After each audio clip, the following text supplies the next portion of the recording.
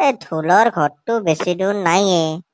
মোৰ মানে এটা মানে কি কাম মনত পৰি গেল। মায়ে মানে মোক এই বজাৰত যাব দিছিল। তো এতিয়া তোমালোকে যাই থাকা, ময়ো যাই থাকো দিয়া।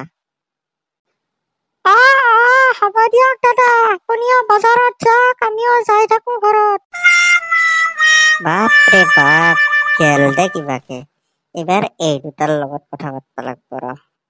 ইস্কোৱাজ মি ভণ্টি, শুনাচোন। দাদা কওকচোন, কিয় বা মাতিলে আপুনি মোক? নহয় ৰবা ভণ্টি, এনেই মাতিছো। পিছে তোমাৰ নামটো কি বাৰু? দাদা বেয়া নাপাব, মই অচিনাকি মানুহক নাম কব নোৱাৰো। হয় নেকি ভণ্টি?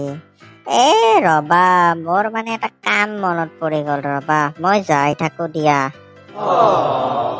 হ'ব দিয়ক দাদা, আপুনি যাই থাকক। আপি কেইটাৰ লগত কথা পতাৰ ধান্দাতে মোৰ বাজাৰতো যোৱা নহল, বন্ধই কৰলাক বাজাৰ, 12টাই বাজিল।